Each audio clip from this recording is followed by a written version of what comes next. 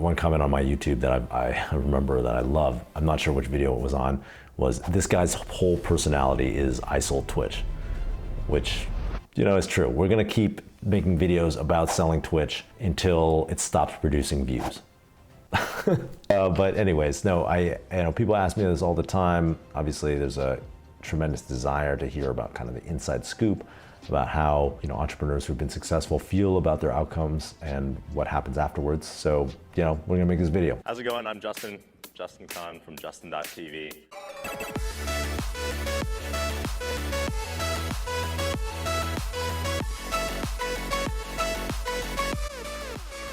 What's up, guys? It's Justin Khan, your favorite founder's favorite founder, back at it again. We're doing another video, and well, I guess it's obvious we're doing a video because you're watching it. So today, the video I want to make is about Twitch, and I want to do a longer form answer to the question I'm often asked: do you regret selling Twitch? We already made a short on this. Twitch, TLDR, we grew it. It was an 8-year journey from Justin TV. We grew it all the way to a pretty big website, 55 million monthly active users when we sold it in 2014 to Amazon. It was the number 4 peak bandwidth consumer in North America when we sold it. So we built a really, really big website. You know, I think we were streaming something like 90 petabytes a month. I'm sure it's way, way bigger than that now. But it was, you know, we'd grown it to something that was quite big. Twitch Plays Pokemon had just come out. I remember that was like the first time that it was really like kind of mainstream, and normal people who I went to high school or college with it had heard about it. In 2014, before we sold, we were really just getting going in a lot of ways. And, you know, at the same time, like my valuation estimate for like what it was worth, I remember at the beginning of the year, January 2014, we tried to sell some secondary shares at a $200 million valuation. So that means we tried to like go find a buyer to buy some of our stock in the company at a total valuation, valuing the company at $200 million. And we could not get anyone to do it. Please, sir, I want some more. You know, and at the time we're making, I think we did 25 million in top line revenue the previous year. So it was a real company, right? People often think, oh, Twitch wasn't anything when we sold it, but it was a real company. We projected to do 75 million, if I recall correctly, in 2014. So things were rolling. But we ended up selling the company. I tell the story in these other YouTube videos, you know, drop the link below. Check it out. If you want to hear the full story, we almost sold it to Google, then we ended up selling to Amazon for a whopping $970 million, which is a lot, right? It's more than that valuation estimate that I'd had. You know, at the time, it seemed like a screaming deal for us. And now it probably seems like a screaming deal in the other direction. And so we ended up doing the deal, sold the company, got the fat bag, and then what? Well, today, Twitch is a pretty big company. But then I actually do remember at one point, I kind of changed my mind a little bit, but Emmett was running the company, and I was like, Emmett, like, you know, if you wanted to go the distance, like, I think maybe we shouldn't sell. And he was kind of like fatigued. I think we had spent a lot of time on this deal, and he really wanted to deliver a W, right, to like his co-founders, to investors. And this was a big W, right? At the time, especially, you know, this is before every company is a unicorn company. Now, like, you throw a rock, hit a unicorn company. How high did you bounce? Whoa! Back then, you know, being a unicorn company, that was all we ever dreamed about. People valuing Twitch think it's worth somewhere between 10 and $20 billion. So it could have been a fatter bag if we had kind of kept going with it. There's something to be said for Amazon continuing to fund it, of course. Oftentimes people are like, oh, do you regret selling it because you left a lot of money on the table? And you know, my answer, my honest answer is no. I don't regret it. I don't really have regrets in my life, period. But this is one I especially don't regret. And there's a number of reasons why.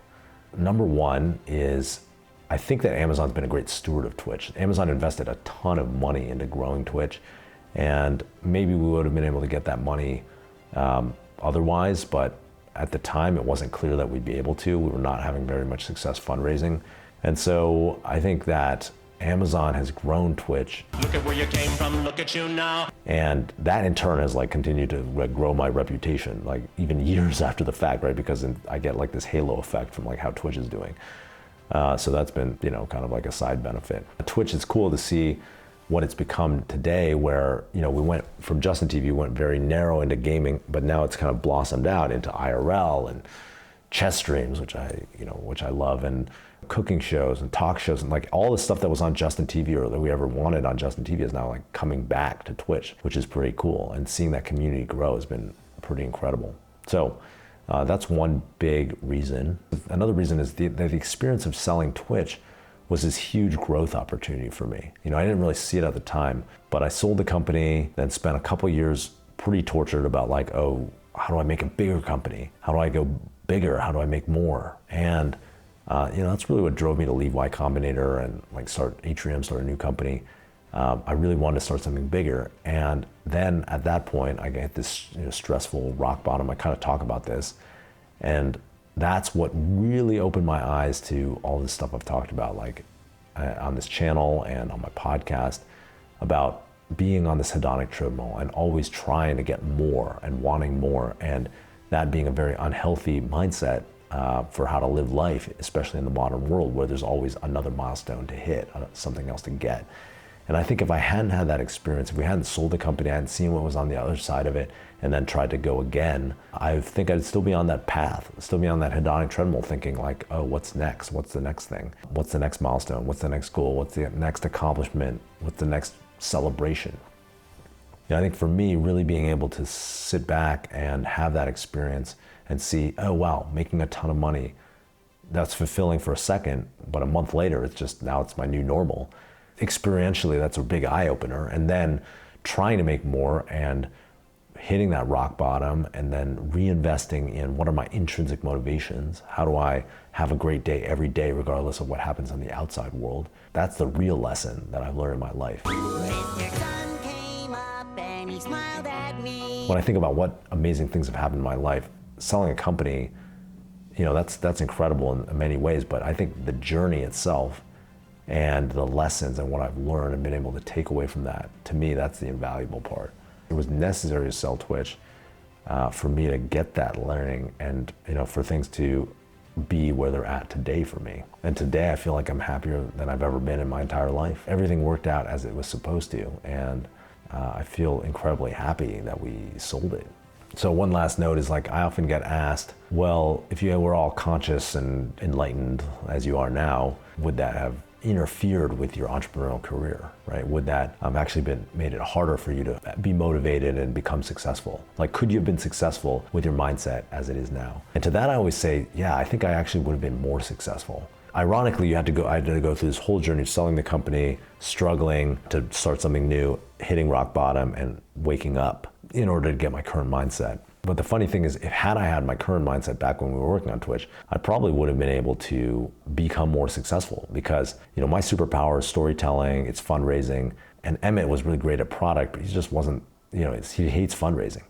And really, if I was able to let go of my ego and just stick around at Twitch and just chill or do whatever, stay on the bench for 50 weeks a year and come off the bench for 2 weeks a year and just tell a story and fundraise to provide Twitch with the capital to grow, we probably would have been infinitely better off, and maybe we could have taken it further. I think about that. Like I said, everything turned out as it should, and I had to go through the journey to get the skills and self-knowledge that I have today. It's not about the destination. It's not about where you get to. It's about the journey. Life is like a movie. If you just played the final scene where everything's great, like without playing any of the suspense, the build up, you know, the story before that, then, you know, it's not going to be a very interesting movie, and it's not going to be very satisfying. You know, I guess that's my lesson. I don't have any regrets about it. It worked out amazing, and I'm super happy for what Twitch has become. Boom. If you liked the video, you know what to do. Subscribe, like, turn on video notifications, and I will see you guys next time. Thanks for watching.